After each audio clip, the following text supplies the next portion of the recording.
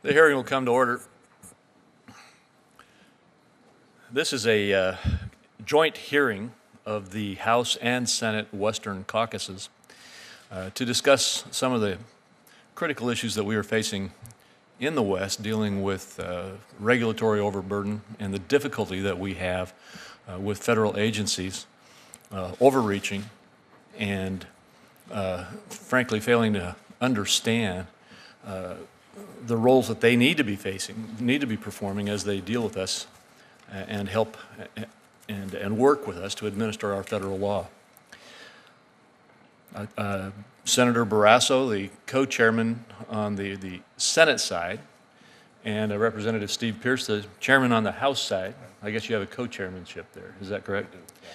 Are here to help preside. I will be presiding over the actual operations of the hearing. And we have with us Representative Rob Bishop as well at this point. We expect to have other senators coming through and members of the House coming through in and out during the hearing, and we'll welcome them at that time. We also have Senator Pat Roberts here, and I welcome you. This hearing is, as I said, focused on Washington obstacles to prosperity and property rights in the West. It's an important issue, and I'm glad that the two caucuses are working together closely on this, not just today, but on a constant basis as we deal with the kinds of overreach that I mentioned earlier. Today's hearing features two world-class panels of witnesses, and I'm very thankful that all of you could be here today. Idaho Governor C.L. Butch Otter, my longtime friend and colleague, will head up the first panel.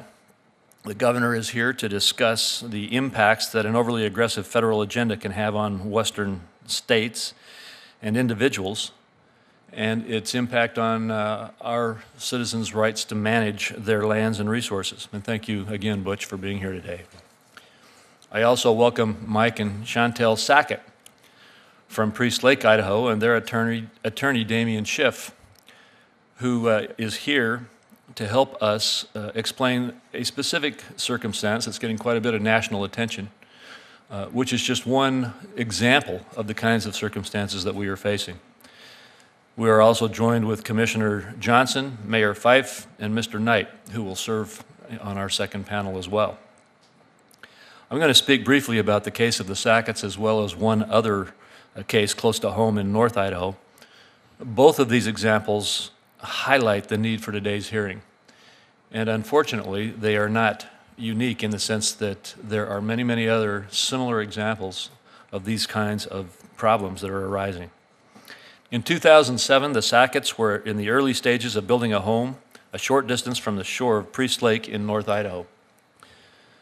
One day, representatives of the Environmental Protection Agency and the Army Corps of Engineers showed up on their property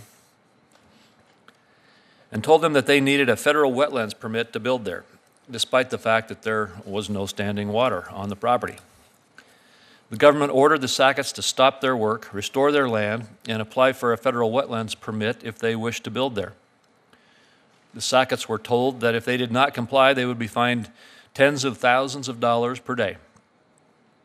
Deeply concerned about their rights as landowners, the Sacketts sued the EPA, but the Ninth Circuit Court of Appeals ruled that they were not entitled to immediate judicial review. However, just last month, the United States Supreme Court heard their case, which I should add was presented to the court by Mr. Schiff in a performance that has received rave reviews.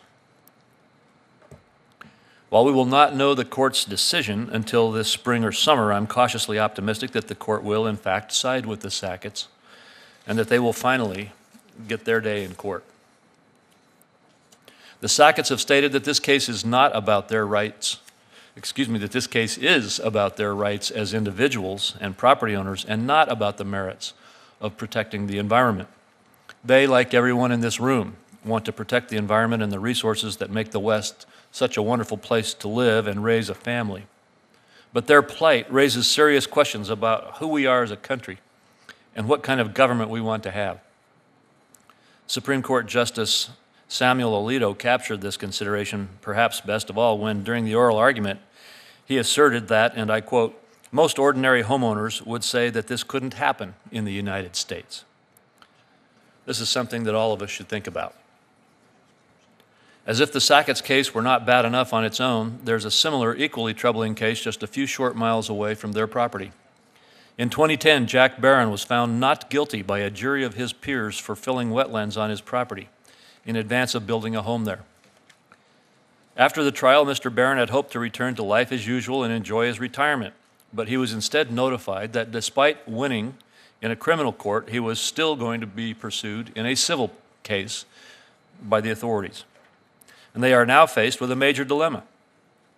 Either comply with the EPA demands that they restore the property, or keep fighting the government and face fines of up to $37,500 a day. The Barrons, like most Idahoans, do not have unlimited means, and most of their retirement savings were spent defending themselves in criminal court. These circumstances present the very real possibility that they may lose their property. And this brings us again to the question framed by Justice Alito in the Sackett case. Did anyone ever imagine that this could or would happen in America? We are not here today to question the merits of protecting our environment. We all support clean air and water and the protection of our treasured landscape and resources.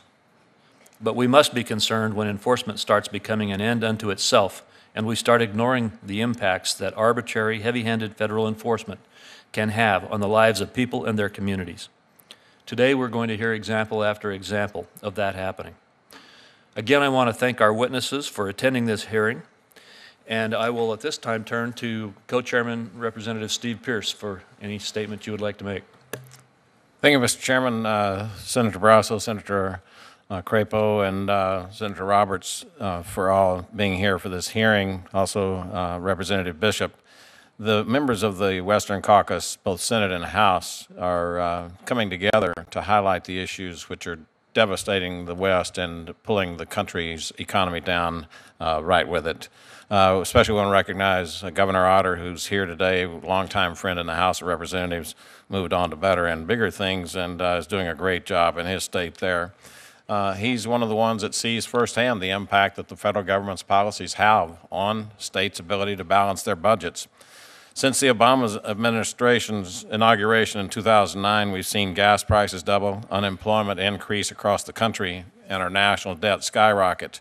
The administration plan seems to be focused on making things worse, not better, whether it is through land grabs, proposed regulations, moratoriums on oil and gas production, or killing projects such as the Keystone XL pipeline. It's clear that this administration just does not understand the potential of the West to help our economy recover nationally.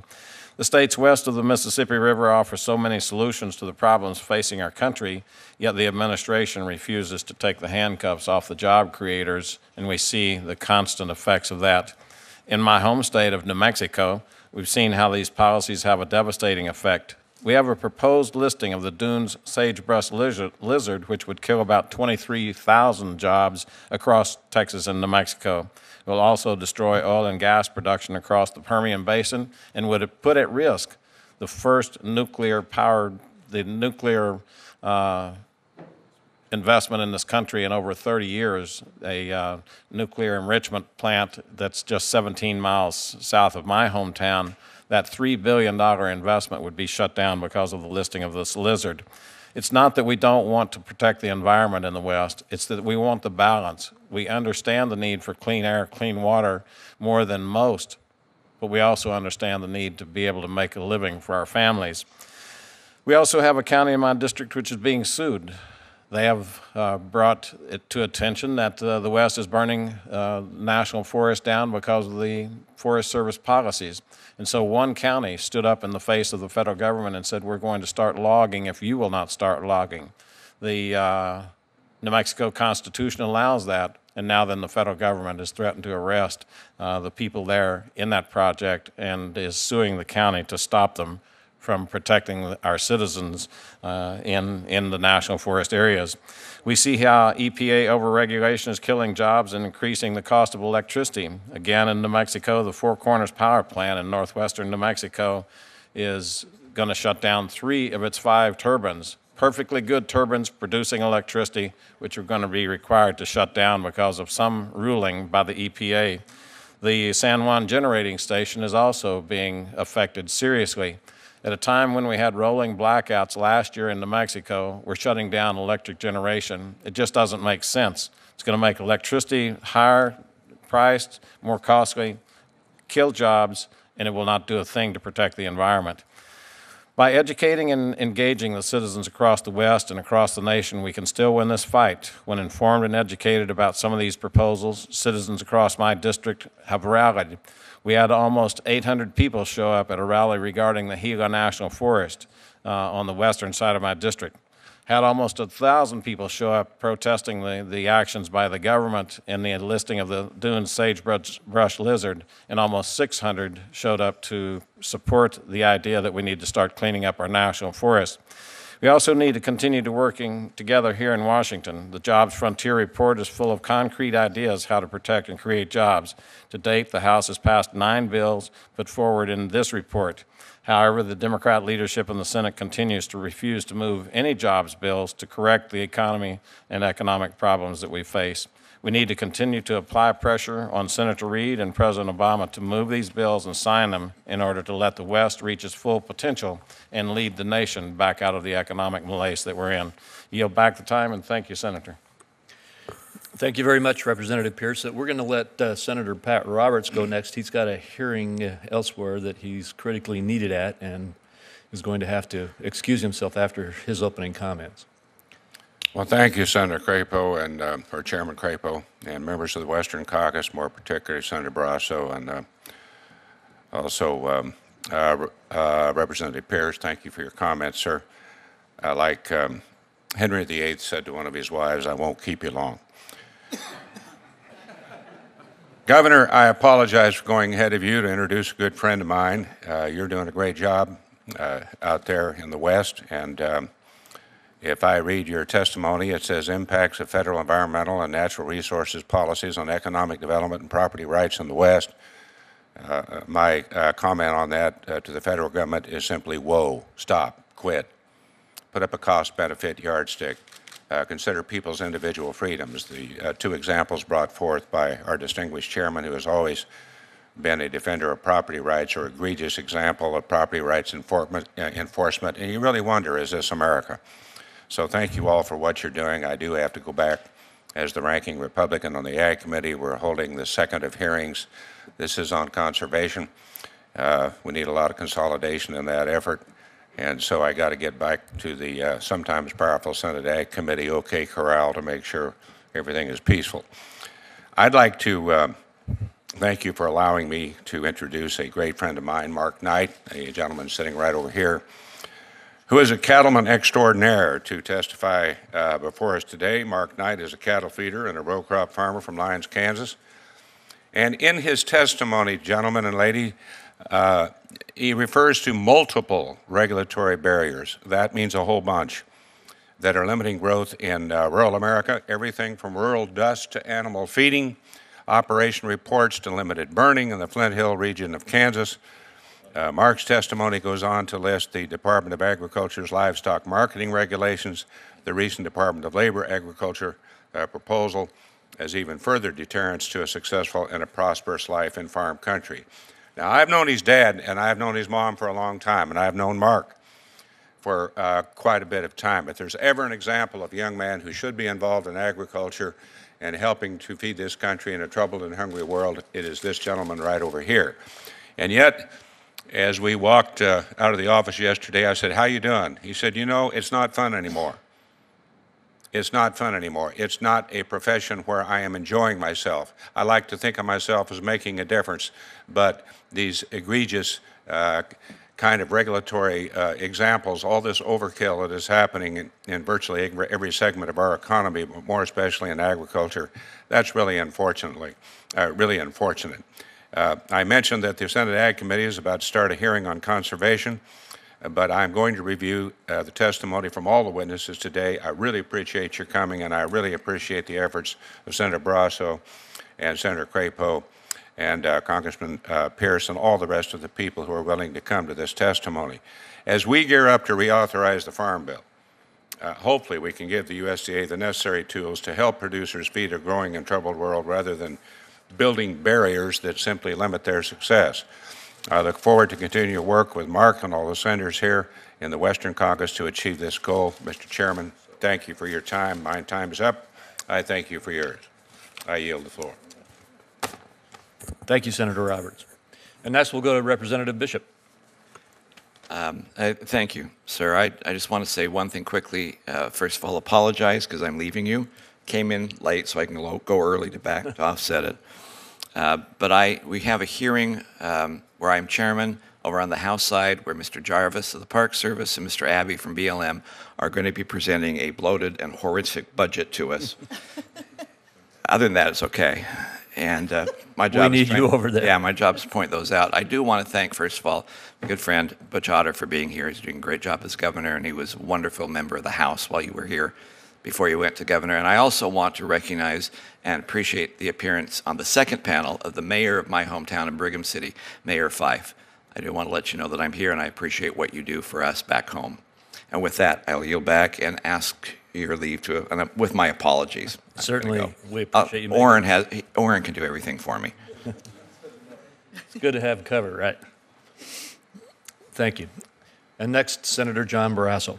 Well, thank you, Mr. Chairman. And I know that others are here, and I'm going to be here later on in the hearing. So perhaps if either former governor of Idaho, Risch, or Senator Hatch is in a more pinched time frame, we could go with one of them. Thank you. All right. Senator Hatch? Well, thank you. Thank you, Senator Crapo. Butch, we're happy to have you here. I'll tell you, it's great to see you again. We're proud of you as governor of Idaho, and we know you're a true Westerner in every sense of the word. This is a very important hearing. It's an important follow-up to the late Frontier report that we put out last year, which highlighted a lot of areas where we're working to grow our economy in a responsible manner. I wish we were here to highlight something positive for the rest of the program, but unfortunately that's not the case. We're going to hear from people who have been deeply hurt by the extremist policies of this administration. We're experiencing a recession that is worse than we've seen in a generation, and we need to do everything we can to help create a climate that promotes business growth and job creation. Now, my state, the state of Utah, is no exception. I want to particularly welcome Mayor Dennis Fife from Brigham City, Utah. Brigham City has a lot of unemployment right now, and a lot of that is because of the irresponsible policies of this administration. Our mayor has a tremendous experience and a tremendous background, which will, I'm sure, be pointed out by our leaders here today. I want to thank you for coming, Mayor. I appreciate your willingness to be here today. Now, I don't want to take away any time from those of the witnesses, so I'll quit at this time. Just glad to see all of you here, and we're really pleased to have this hearing going forward. Thank you, Mr. Chairman. Thank you very much, Senator Hatch. And next, Representative Loomis. Well, good morning, Governor. I'm Cynthia Lummis from Wyoming. Welcome. So pleased to have you here, espousing Western issues as well as you do, and helping us help Washington and the rest of the country understand the uniquenesses associated with our states that have so much federal land and therefore so many federal burdens associated with having that land, and trying to manage responsible growth economies in the face of only having control of about half of the land base in our states. You're doing a wonderful job of espousing those issues. When I get around to questioning, I'll want to visit with you about the success stories you've had with regard to your wolf management plan. As you know, in Wyoming, we are now wrestling with the opportunity to be able to take control and manage the wolf population responsibly in a way that is respectful to other large ungulates, as well as to our human and pet populations, but at the same time recognizes that this is a population we have to live with and manage responsibly. So your guidance and your thoughts about that, your counsel with regard to how Idaho has successfully implemented its wolf management plan will be something I look forward to questioning you about, hearing from you about. And again, welcome, Governor. It's wonderful to have you here. Thank you, Representative Lummis. And next, Senator Jim Risch. Thank you, Mr. Chairman, and welcome. Governor. It's important we have this hearing today as we continue to focus on private property rights, and really that is the whole problem with all of these issues, is the lack of respect for property rights in America today. This is the camel's nose in the tent. As soon as people believe they can regulate people's private property, they just continue to until you've lost a lot of the rights that you have in private property. So it's important that we keep the pressure on. It's important that we as Westerners underscore to the rest of the country how important private property rights are to all of us, and particularly those out west. Governor, we're glad to have you. For those of you who don't know, we're in the presence of greatness today. This governor is a person operating a budget and making it work. He's operating in a $2.5 billion budget. His predecessor, however, had a $3.5 billion budget. So that tells you what has had to happen in the states in order for the states to be managed properly. Governor Otter has done that. He's made it work. There's been very substantial cuts, but the state's credit rating is one of the best in America. It's operated as well as any state in the union, and I have no doubt that history will record that Governor Otter is one of the best two governors that the state of Idaho has ever had. Thank you, Governor. Thank you, Jim. And next, Representative Raul Labrador. Butch, good morning. It's great to have you here. I'm one who sits in the seat that you held, and you held very honorably, and it's a tremendous honor, as we have discussed many times. One of the biggest compliments that I've ever received in my political career is when people tell me that I remind them of a young Butch Otter. So that has always been something that has meant a lot to me, because I look up to you. I look up to the work that you do.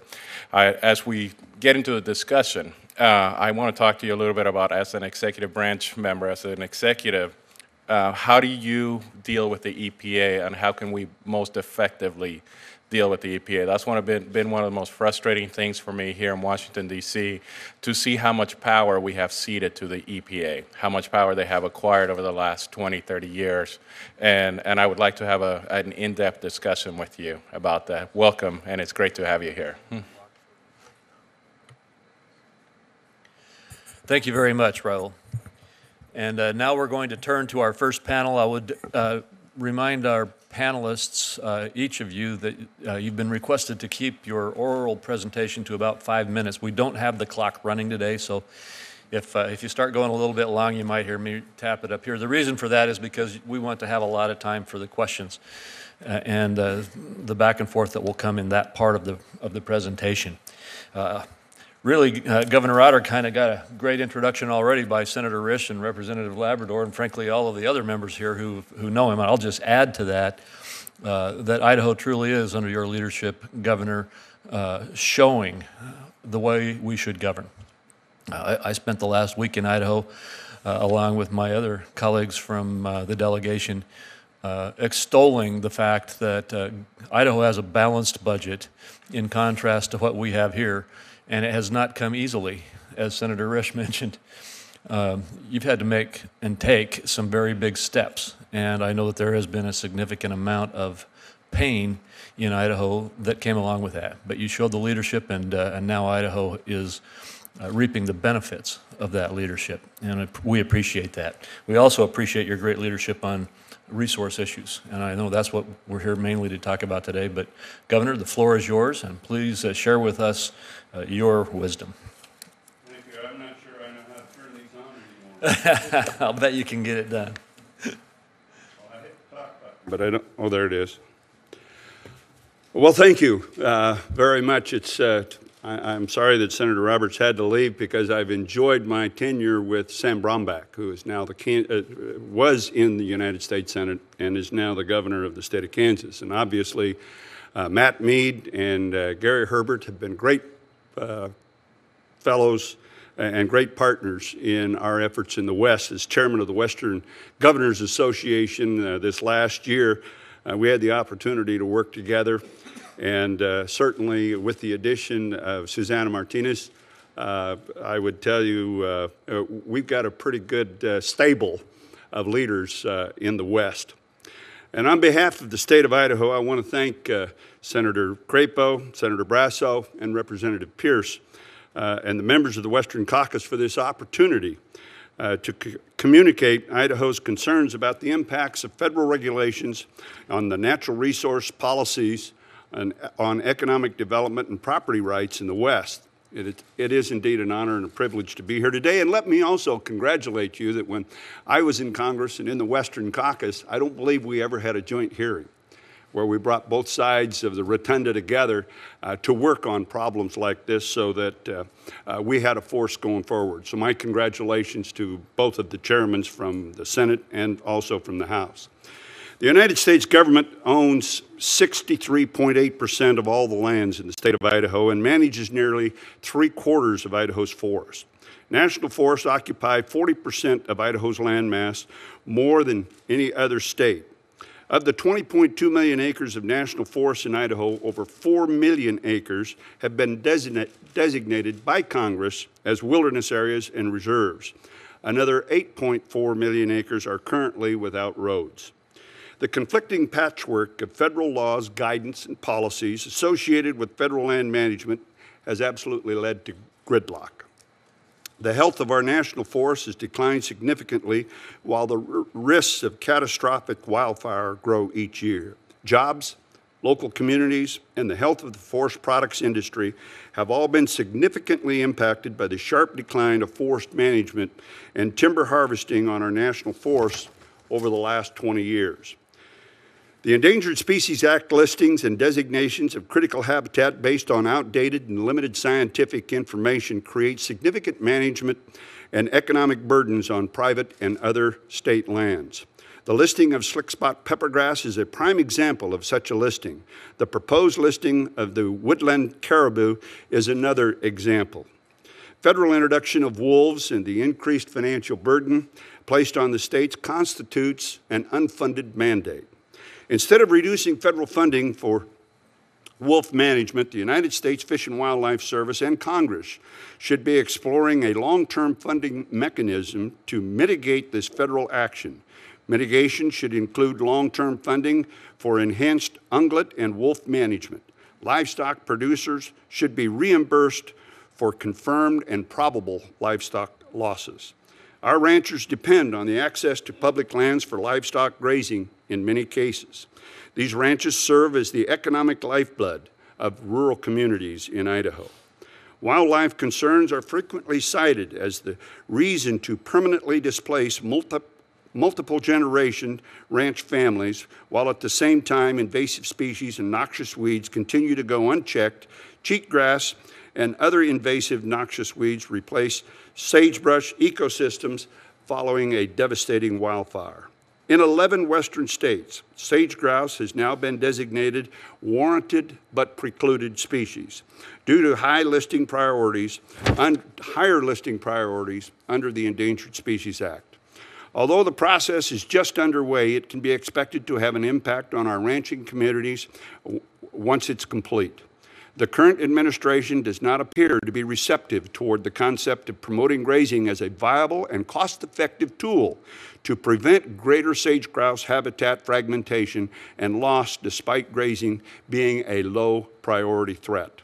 Wildfire frequently and severely has increased over the past decade, and federal mandatory rest period policy following a fire has increased the invasiveness of cheatgrass and other undesirable non-native species. There has been growing frustration regarding the continued reduction of funding from the federal agencies for weed control. The reduction in federal weed control funding creates a resource concern and an issue of fundamental fairness because federal agencies are responsible for a vast majority of land masses in the West. An emerging and very serious threat to Idaho is the spread of aquatic invasive species. Quagga and zebra mussels have migrated west from the Great Lakes region at an alarming rate. Despite the common pathway for migration being the interstate highway system, nothing is being done on the federal level to mitigate this threat. Lake Mead, managed by the National Park Service, is infested with quaggas. And when asked for cooperation in coordinating inspections and boat decontamination, the NPS has simply been apathetic. In Idaho, my approach to state regulations favors education and empowerment over prescription and punishment. However, the current administration places an unprecedented emphasis on the aggressive regulatory approaches to leverage penalties in order to force producers' compliance. When it comes to environmental laws, the Obama administration has shifted the burden onto our industries to prove their innocence. Nothing illustrates this more plainly than the broad sweeping changes in the Clean Water Act implementations. Environmental Protection Agency is looking to promulgate rules expanding the definition of waters of the U.S., which could have a significant impact on all the states. Historically, Idaho rural communities rely on timber harvest, mining, and grazing on the forest and BLM lands. However, due to the severe impacts of federal decision adversely impacting rural economies, recreation on public lands has been identified as the new economic resource to make up for the loss of traditional renewable resources and extraction. However, federal land policies decisions continue to threaten recreation-based economy that now is relied on by our rural communities. Forest Service travel plans revisions in Idaho have resulted in a net loss of motorized recreation trail miles measuring in the thousands of miles. Nearly 18,000 miles of designated trails exist in Idaho. However, 2/3 of that is exclusively opened to non-motorized travel. One of the most challenging issues in Idaho and other states with a high percentage of federal ownership is public school funding. At statehood, the federal government agreed that 5% of the proceeds from the sale of federal lands would go to benefit public education. As you know, the federal government no longer sells lands. Also, local governments cannot assess property taxes on public lands. Counties in Idaho, like Idaho County, where federal ownership is 80% of their land mass, are losing millions of dollars each year due to the high levels of federal ownership. With the extreme reduction in timber harvests in our national forest, the counties are not realizing the royalty revenues from timber extraction. Lastly, at statehood, the federal government transferred lands to Idaho, and an endowment trust was established for public schools. Since some of these endowment lands are surrounded by federal lands, it is difficult to maximize the revenues of these lands as mandated by the Idaho Constitution. Clean water and species protections are essential to the quality of life and the health of Idaho citizens. No one understands this better than our industries in Idaho and you folks sitting on this panel. However, federal environmental laws rarely recognize the unique and special conditions faced in the West. We need more flexibility, more local control and regulations that are tailored to the natural characteristics of our western states. For the economic future of Idaho and its sister states in the West, federal land management must provide balance in the management of these lands and respect the individuals and the individuality of the various states and the citizens and the impact that their decisions has on both. Thank you once again for this opportunity to appear before your council. Also, I want to congratulate you once again for this joint hearing. I'm ready to stand for questions. Thank you, Governor, and also thank you for your extensive written testimony, which we will carefully review. And I should say to all the witnesses, your written testimony will be made a part of the record of this hearing. We're going to go first with Representative Lemus. Well, thank you very much, Mr. Chairman, and I appreciate your accommodation of my schedule. I serve on the subcommittee of appropriations that your fine Representative Mike Simpson is chairing, and consequently I'm torn between two Idahoans today, yourself and my chairman, Mr. Simpson, and naturally I will be deferring to my chairman.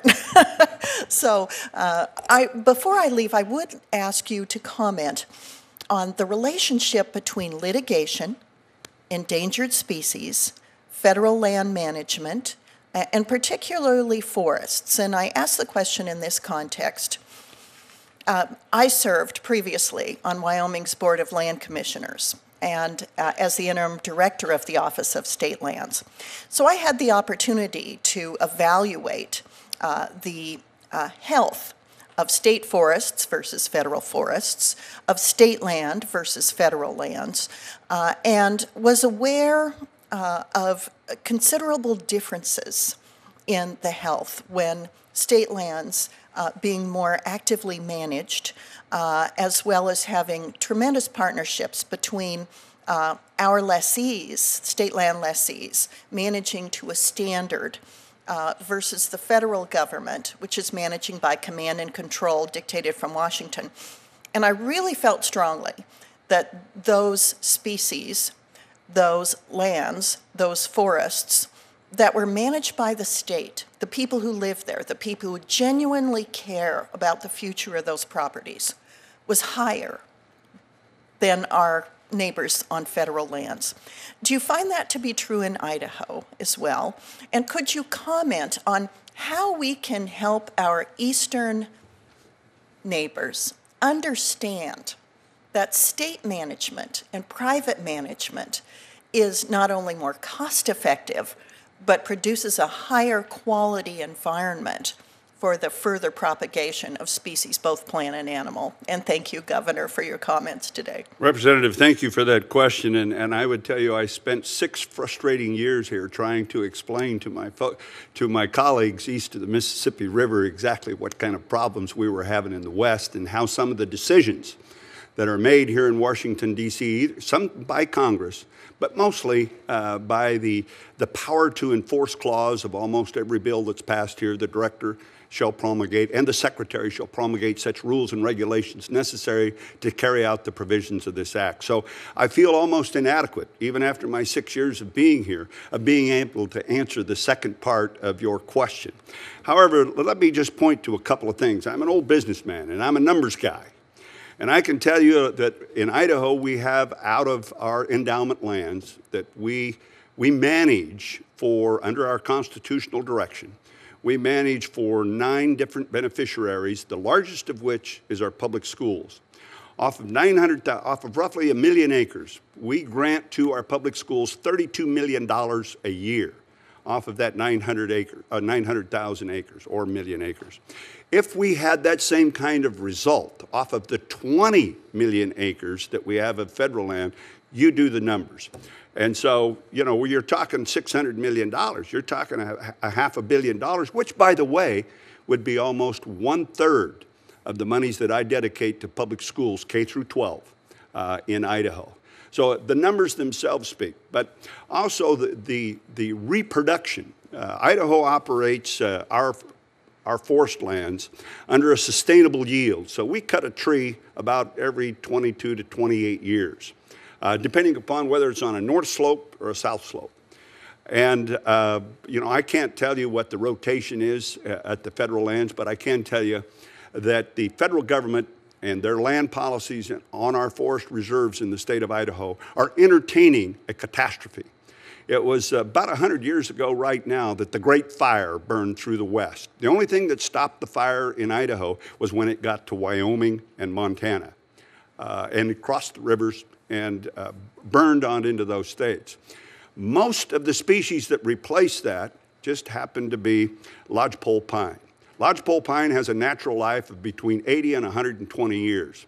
The result is, folks, we've got a devastating fire coming at us, not as a result of any bug kill, which we have a lot of, not as any result of any disease, which we have a lot of, but because of natural death of that forest. And it's coming at us. It was 100 years ago, right now, when we had that great fire, and it's going to be coming at us again. The health of our forest is directly related to the health of the habitat, which is related to the health of the fish and game within our state and the habitat within our state. And so we manage the Idaho forest well. We do a great job at it. As I showed you the numbers, I wish that the federal government managed theirs as well. Thank you, Governor. And Mr. Chairman, I yield back. Thank you very much for your courtesy. Thank you very much. And we welcome Representative Gosar from Arizona joining us. Senator Hatch. Thank you, Mr. Chairman. Governor Otter, I have a lot of admiration for you. Known you before you were a congressman. Loved you as a congressman and now as a governor. I just have one question for you, and that basically is this. I personally want to thank you for the work that you've done with regard to wolf delisting.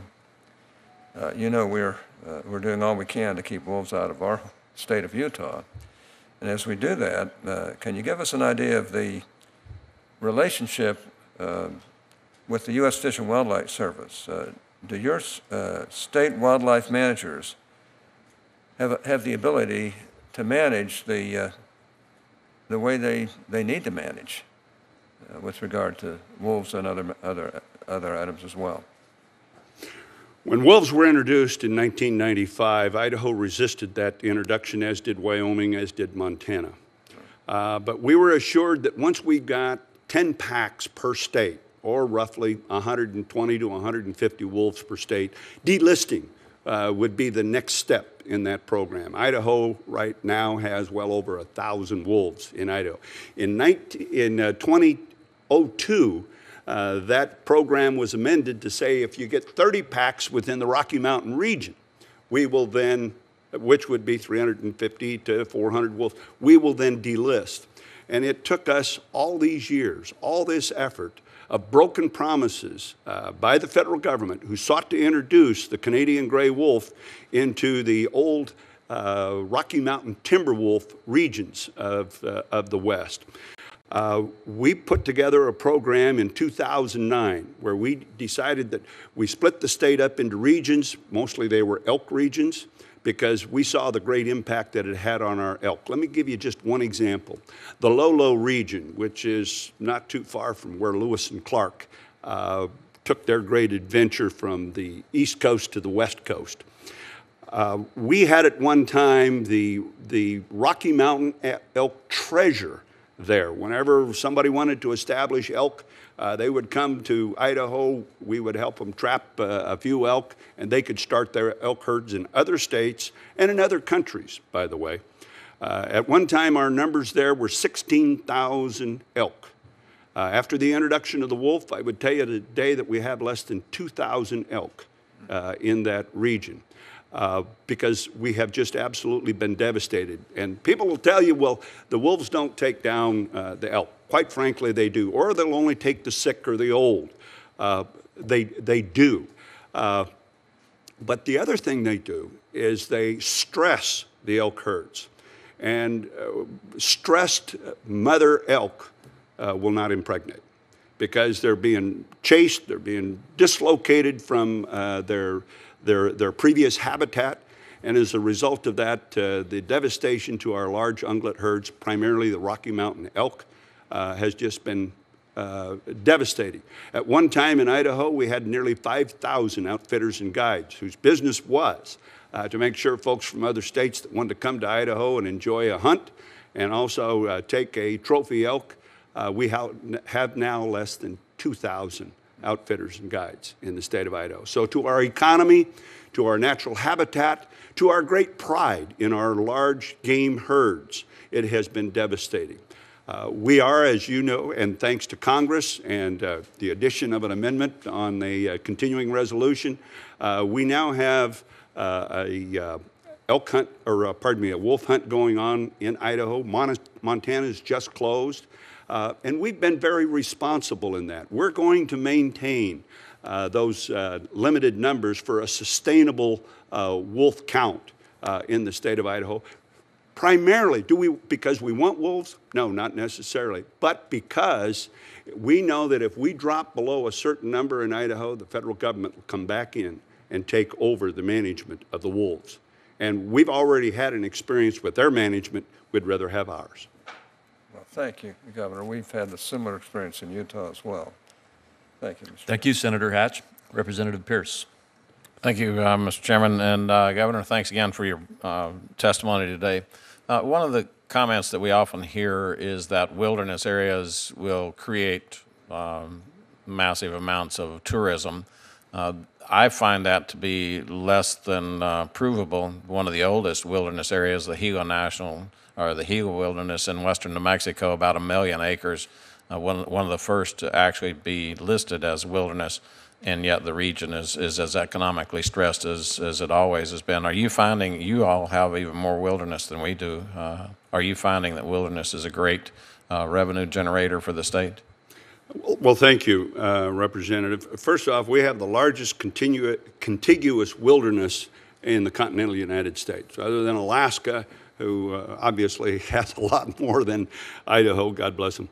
And I would tell you that there is some recreational activity going on in the wilderness areas, but you have to remember there's only one way you can get into that wilderness, because you can't take motorized vehicles in there, you can't take four-wheelers in there. In some cases, you're limited on the kind of equestrian traffic that is into a wilderness area. I want to remind you of one thing. The Frank Church River of No Return area, which is the largest wilderness that we have in the continental United States, was part of that 1912 fire. And it's laying directly in the path of that. So no matter how folks want to recreate in that, it's also at risk, primarily because of not only the health of the forest itself, but the endangered and invasive and noxious weeds that are going. Those become fine fuels. Idaho, it's not unusual for us during storm season throughout the year to have 1,400 lightning strikes a night in Idaho. All those are high peaks, inaccessible by any way to battle a wildfire. And I would tell you it is a big threat, not only to the health of the forest itself and the inhabitant of that forest, our wildlife, but also to the watershed.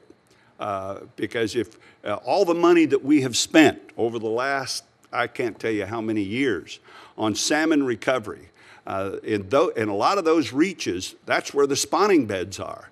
And if we silt those up with ash, if we silt those up with runoff as a result of destroying by wildfire the structure that now holds those soils in places, we're going to wipe out billions of dollars of money that we have put into salmon recovery.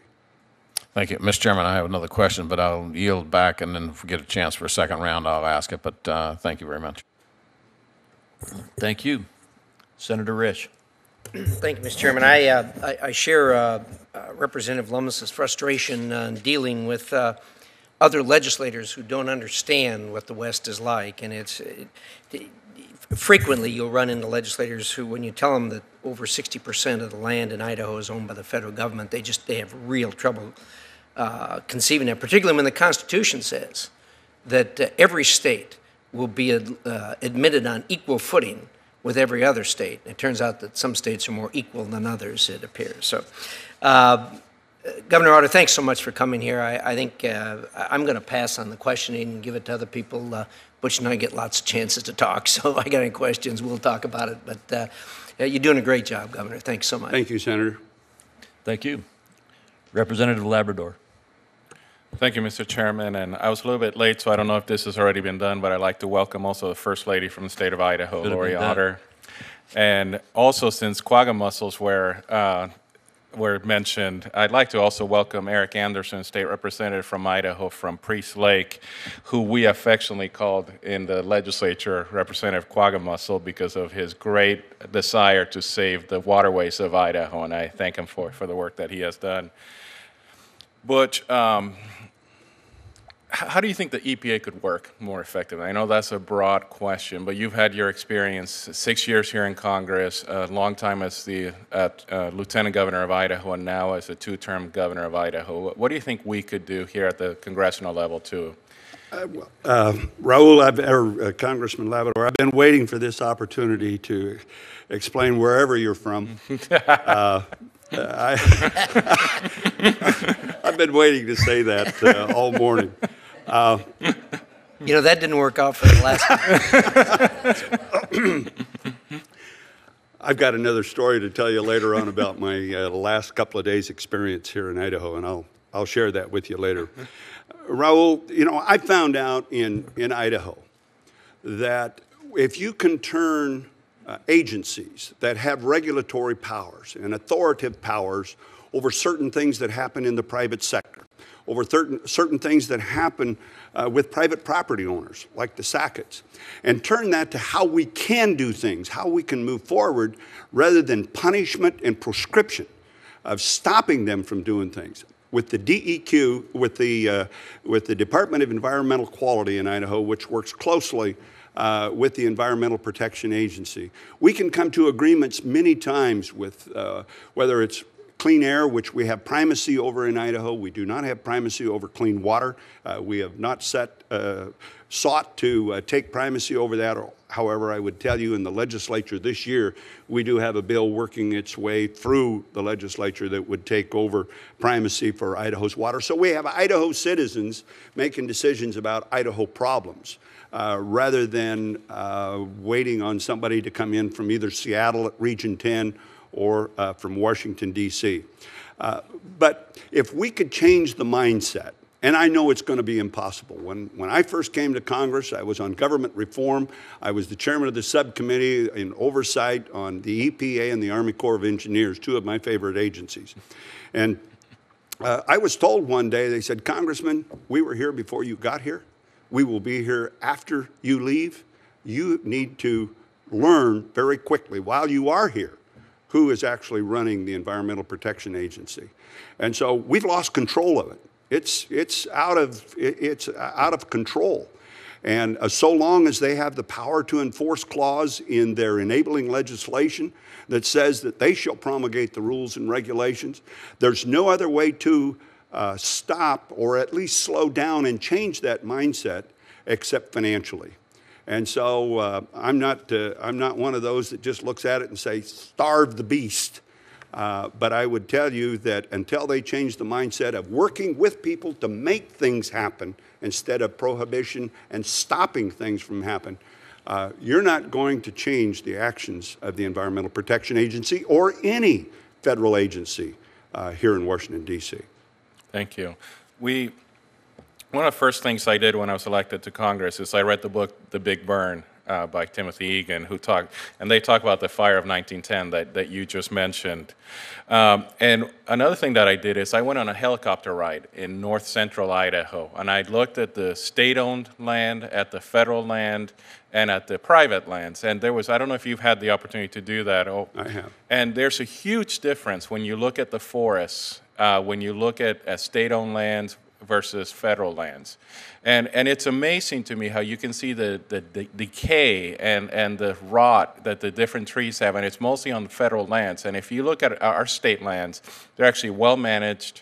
They actually look healthy. Can you talk a little bit about that, how you have done that at the state level, and why it is that we have such a stark difference between state lands and federal lands? In 1990, when I was still lieutenant governor in my old congressional district, in your congressional district, we had over 65 lumber mills in that district alone. And I think we had 5 or 6 in the 2nd congressional district. Today, there's 1 in the 2nd congressional district, and there's less than 35 in the 1st congressional district. And even though they've gone through a lot of rehabilitation in those lumber mills, even though they've added a lot of technology and new innovation, one of the things that they haven't done is maintain the larger carriages within those mills. So all the new mills that are being built, all the new money, all the new capital that's going into place in our lumber mills, and most of them have to be about half a million board feet a day. In order to be the right economic size. Most of those mills now only have a carriage that can take a 28-inch log, 28 inches in diameter. And so the large logs, which grow every day, are going to have to find practically someplace else to go because we only have 4 out of all of our mills that can now take over a 28-inch log in the United States. So number one, the larger logs are worth a lot less money, even though they'll yield a lot more. They're going to have to go, depending upon the cost of transportation, they're either going to have to go over to Oregon, where there's some old mills with a large log, or they're going to have to go overseas. Because we simply don't have the capacity anymore to cut those. So if we ever did get to a point where we could manage the federal forest the same way we manage state forest for that sustainable yield cut that we have. When I became governor, we were cutting 112 million board feet a day off of state lands. Today, it's something like 245, because we had to move that up because some of those trees were growing faster than our silviculturists originally told us that they were going to grow. So we have moved that up for a couple of reasons. Number one is we didn't want the logs to get too big. Number two, we wanted to maintain a healthy forest. A healthy forest should be described on a south slope of about 120 square feet, basal measurement they call it, per acre. On a south slope, because that's where the sun shines and it evaporates the moisture faster. On a north slope, more like 140. On a lot of the federal land in Idaho, there's over 600 basal measurement per acre. We try to keep ours within that parameter that I spoke to earlier of a healthy forest, 120 to 140 feet. There's probably going to be some discussion. I would hope there would be some discussion of letting the states become the stewards and let the states also be able to reap the benefits for our local schools, for our local communities off of those forests. We also had a trade policy. Under NAFTA, we didn't regulate that as well as we were promised. They have not regulated that as well as we were promised. So we got a lot of competition coming in from Canada for a while there. In fact, there were about 4 years where we were in the marketplace, we were absolutely devastated because we had all that forest coming in, all those forest products, excuse me, coming in from Canada. Why? Because in Canada, it's the provinces that control the timber cut, that control the health of the forest. In the United States, it's the U.S. Forest Service. Well, Governor, I share your concern about having another 100-year fire. If you look at those federal forests, they're decaying. You have a bunch of timber, a bunch of little grasses and things, and eventually it's going to catch fire and it's going to be devastating to Idaho and to the American economy. So I hope we can work on something. And we are working in the Natural Resources Committee trying to introduce an amendment to the SRS, the Secure Rural Schools legislation, that would allow Idaho to have a pilot project so we can actually manage our own timberlands.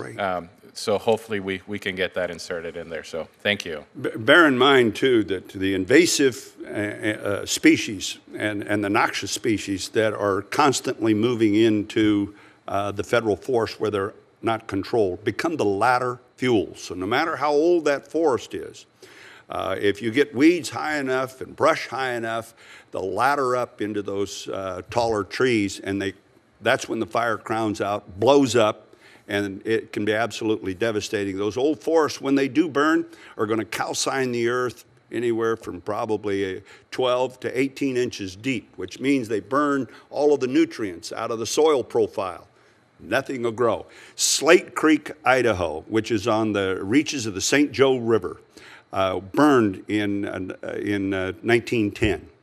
Today, there's still areas in Slate Creek where nothing grows because it was so overgrown, had so much fuel, and it burnt the earth so deep, they've never been able to replace those nutrients, naturally or artificially. Thank you. Thank you. Representative Gosar. Governor Otter, thanks for your testimony and thanks for coming today. We're just trying to get into our forest down in Arizona, so it's not a matter of just being able to cut 28 inches. It's trying to just get in and cutting. That's our biggest problem. Having two of the largest fires in this last 2 years, you bring up an idea, and it comes up with the scenario of coordination. How do we base that coordination? Forest Service seems to be very slow, almost inept by a number of reasons. How do you think a coordination looking at the state forester could work? How do you think that scenario could be streamlined? Well, we have a contract with the federal government for firefighting and initial attack in Idaho. I was an old hotshot crew member when I was in college. In the summertime, we were part of the initial attack hotshot crews that went out. When we had a fire in those days, you went out and attacked it and you put it out. I would say the average fire on private land in Idaho is probably less than 500 acres. The average fire on state land in Idaho is probably less than 1,000 acres. I couldn't even begin to approach to tell you the average fire size on federal land because they don't have an initial attack and won't permit us to do so, even though with all the federal inholdings that we have of our state lands, we got section 36 and 16 out of every township when we became a state. Under Senator Risch's statement, in our Organic Act, it says Idaho is admitted to the Union in all respects whatsoever with all of the original states. Quite frankly, there are some, as the senator said, some are more equal than others. But if we could just go in, if we could have permission to go in on those initial attacks without having to file all kinds of permits, it's not just with the Forest Service, it's in all of our natural resources. My first few months as governor, we experienced the Murphy Complex fire, which started in Utah, burnt through part of Nevada, and then 700,000 acres of desert lands, by the way, sage grouse habitat, bull trout habitat, slick spot peppergrass habitat in the state of Idaho. And the result was absolutely devastating. We could have stopped that had they allowed now Senator Brackett, a great rancher out in the Bruno Breaks area. If he would have been allowed to go in and plow the fire lines that he needed to, we could have stopped that fire at less than 5,000 acres. We would not have lost all of that habitat. We wouldn't have had to go through the expense of rebuilding it. So just be a good partner. You know, if my neighbor's house caught on fire, I'd go over and help him put it out. He wouldn't have to call me up and he wouldn't have to give me permission to do that. I would go do that. That's the way we have always done things in the West. That's what built the West was families caring for other families, individuals caring for other individuals. And if they would recognize that we're a partner rather than the king and serf relationship here, I think we could stop a lot of the problems and not only just on the fires themselves, but on the pre-designation. If we could go in and knock down some of those invasive weeds, some of those noxious weeds, some of those fine fuels that become the spark for the lightning strike, there's just an awful lot, Representative, that we could do if we would just put together a partnership. And I think you bring up the next part is that when we start talking about coordination and working with the federal government and working with states, has to do with the endangered species, and we need some tort reform. When you were talking about elk herds, boy, I'm originally from western Wyoming. Nothing's been more impacted than the moose herds, the Shiras moose herds in Wyoming from the wolves. I mean, we're getting down to catastrophic levels where hunting quotas are less than half of what they used to be 10 years ago. So, you know, given that scenario, we need to have some type of skin in the game from the environmental communities as well, because I know the Forest Service and some of the government agencies have their hands tied, particularly in regards to these environmental reforms. One quick last question. You know, you've had to deal with the wolves in Idaho. You know, we're struggling in New Mexico and Arizona in regards to reintroduction of the gray wolf. Can you give us any insights on how you would try to handle that? I should have, in response to your first question, I can't imagine anybody keeping Jan Brewer from doing anything that she doesn't want to do. She's a tough lady, and I really appreciate her partnership in our Western efforts. Yes, we have to take a new look at the Endangered Species Act because it is broken. It turned from an effort to recover certain species that were being threatened or endangered. It turned from that to one of prescription and prevention and penalties. And there's no partnership in a relationship like that. The other thing that I would hope that you would look at is the Equal Access to Justice Act. That has been one of the most misused by the court systems, and I think they need some direction, just like you gave them direction on the wolves. That has been one of the most misused efforts to try to create equality between litigants, that when one side loses, they have to pay the winning side. And it seems like that always works out pretty well unless a judge bifurcates an issue on his judgment and then will award to the winning side all the money and nothing to the losing side. In most of our efforts that we've been in court under the Endangered Species Act and the resulting request under the Equal Access to Justice Act, the state of Idaho has always been the payee. Thank you, Governor. Payor. Thank you, and we've been joined by Representative Corey Gardner, and I understand you have a question. Yeah, thank you. Thank you. And Governor Otter, welcome. I live in the great state of Colorado, and we face many of the same challenges that you face in Idaho. One of the things that we have seen move more and more toward on the rulemaking side is, you just mentioned the Equal Access to Justice Act. What we're seeing is settlements, litigations, rules being driven by litigation, or perhaps even it's more insidious than that, where you have people who may want a particular rule to go forward, but there's no will in Congress to do it, and so they may not present the strongest argument in court, and lo and behold, the court says that they must do something, and then the rule comes forward, and Congress is then stuck with the rule from the administration that Congress doesn't support, but the administration and those within it support. What are your thoughts on perhaps Congress taking back more of its authority that it's ceded over the past several hundred years when it comes to entering into settlements and the litigation settlements that occur, which drive rulemaking? Many times we find, obviously in this area, but in several other areas, whether it's in labor or whether it's in the EPA, a lot of times we will see the agency and the Justice Department not fight the court case, but settle it. And as a result of that settlement, the judge then rules that the other side won, and it actually becomes the de facto rule that we all have to live with. So, I think you're right on. I think you have to take back an awful lot more of the responsibility for the rules that are actually, we're making more decisions in the courtroom than we are in the forest. We're making more decisions in the courtroom than we are out in the habitat areas about the rules and the regulations that we have to live with. And it's unfortunate, but that's the mess we're in. And I think a cleanup of a renewal, if you will, of the Endangered Species Act, and a renewal of some of the administrative powers that those folks have. Probably a new look at the agencies themselves that have the enforcement power, and Congress taking back control and giving a little more direct direction to those agencies. Thank you, and Governor Otter, I will ask the last question of you in this panel, and then we'll release you and let you get back. I think you're headed back to Idaho today. I am. Makes me jealous, but I'll ask the last question. I just want to follow. I know the answer to this question, but I want to give you an opportunity to. Well, of course you do. You're a lawyer. On the question on the table.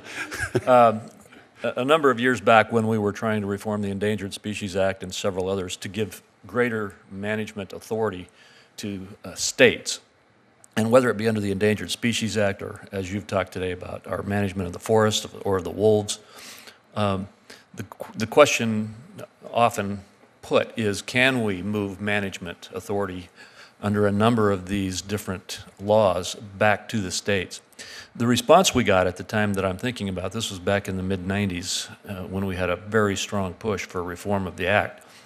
The response that we got at that time, which actually stopped us from being successful in Congress, was that A, the states are not committed to protecting the environment and are not committed to the kind of multiple use management that will assure that we perpetually have these tremendous environmental heritages protected and maintained, and B, that the states do not have the expertise that the federal government has to be able to manage, whether it be the forests or any other aspects of our resources. I'd like to give you a chance to respond to that, to both of those arguments. We find just the contrary.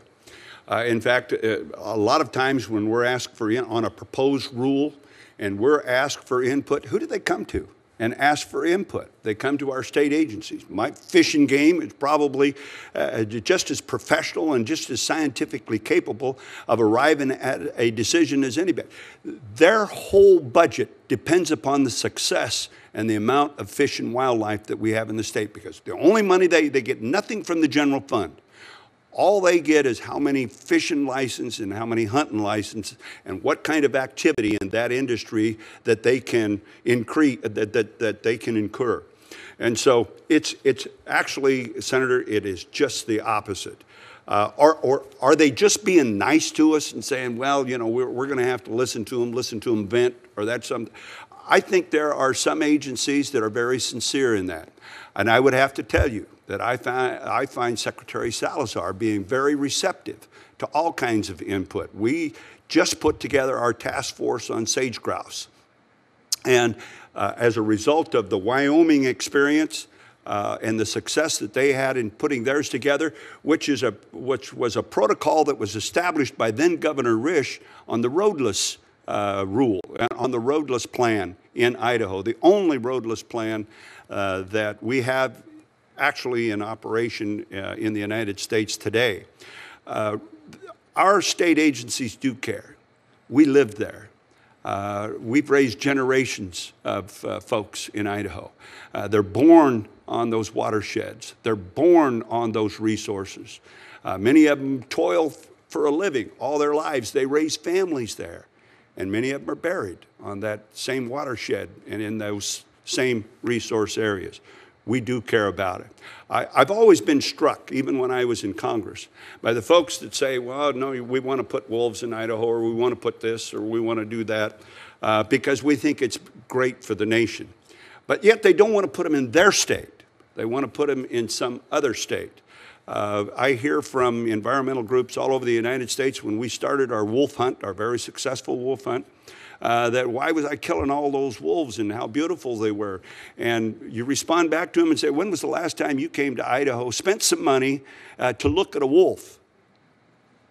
I can tell you the answer to that.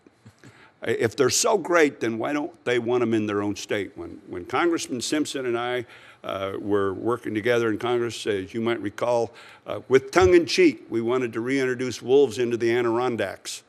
And the resistance, we couldn't even get the bill printed. The resistance was pretty stiff. So if they're so great, why don't we put them in their state? Well, thank you, Governor. Like I said, I knew the answer to the question, but I wanted to let one of our strong governors get a chance to put the response to that question on the record. Governor, we'd all like to go on longer, but we've got to move ahead with the next panel. We appreciate you taking the time, and I know the commitment that it took for you to be here. And we appreciate not only your being here, but your strong, solid leadership in Idaho and in the West. And thank you. Again, thank you for being here. Thank you, gentlemen. And now we'll call up our second panel. Our second panel is composed of Mr. and Mrs. Mike and Chantell Sackett from Idaho, and they're putting out the name tags. Let's have to see where they place them out here for you. Damian Schiff, Senior Attorney with Pacific Legal Foundation. Mr. Dr. Dennis Fife, Mayor of Brigham City, Utah. Mark Knight, the National Cattlemen's Beef Association and the Kansas Livestock Association. And Buster Johnson, the Chairman of the Mojave County Board of Supervisors in Arizona.